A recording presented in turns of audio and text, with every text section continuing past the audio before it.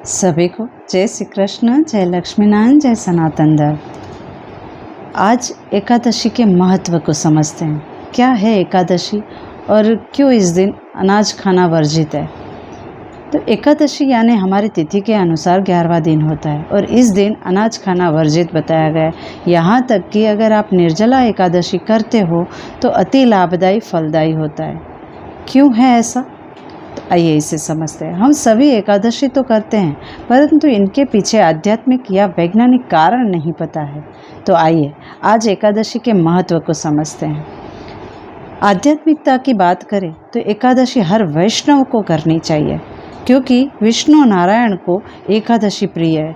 जैसे कि हमें सभी को पता है कि हर मास में 2 एकादशी आती है, कृष्ण और शुक्ल पक्ष की एकादशी। दोनों एकादशी मास के मध्य में आती है।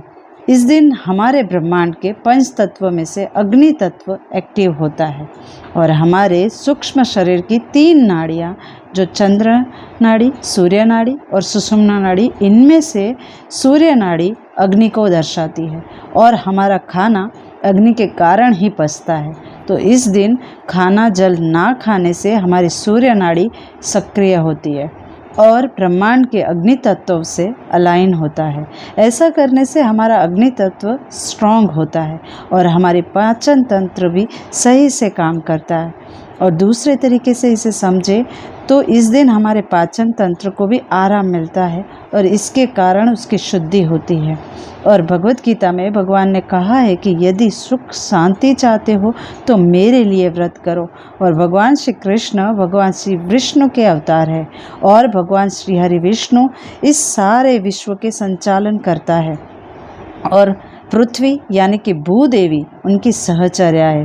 तो जो भी भूदेवी पर वास करते हैं उनका रक्षण करना, ध्यान रखना श्री हरि विष्णु का कर्तव्य है। तो इसीलिए हर मनुष्य स्वस्थ रहे, इसलिए उन्होंने एकादशी का व्रत दिया। एकादशी का महत्व हर शास्त्र में दिया गया है। हमारे 18 पुराण हैं, उन सभी पुराणों में एकादशी के महात्म्य का वर्णन हमें मिलता है। मत्स्य पुराण में हर वैष्णव को एकादशी व्रत करना चाहिए, ये वर्णन मिलता है।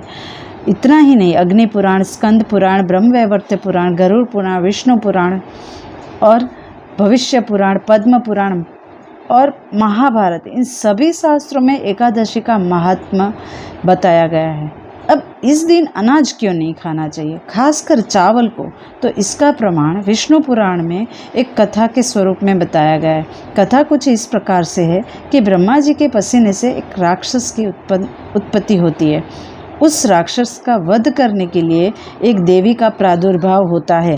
तो देवी से बचने हेतु राक्षस भगवान विष्णु के शरण में जाता है और अपने रहने की जगह मांगता है। तो उसे अनाज में, खासकर चावल में रहने की जगह देते हैं। उस दिन एकादशी की तिथि थी, इसीलिए कहते हैं इस दिन अनाज या चावल खाने से आपके अंदर तामसी वृत्ति बढ़ेगी। इसी कारण इस दिन अनाज या चावल वर्जित है। अब ये तो हुई शास्त्र की कथाएं, मगर शास्त्रों में जो भी वर्णित है वो ऐसे ही नहीं दिया गया है। उसके पीछे कोई ना कोई विज्ञान छुपा होता है। वो कारण क्या है, तो चावल या अनाज में कार्बोहाइड्रेट्स होते हैं, उसमें भी चावल में ज़्यादा मात्रा में होते हैं। अब एकादशी कैसे बनती है, तो 1 और 1 मिलाकर 2, यानी कि 2 यानी चंद्रमा का कारक है और चंद्रमा हमारे मन का और पानी का कारक भी है और चंद्रमा सूर्य से रोशनी लेता है।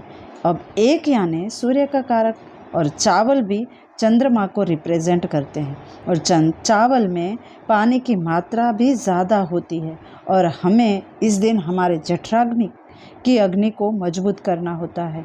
इसीलिए इस दिन चावल और पानी दोनों को शास्त्र में मना करते हैं। अब प्रश्न ये आता है, तो अब बिना पानी कैसे रहे, तो इसका उत्तर भी हमें शास्त्र में मिलता है।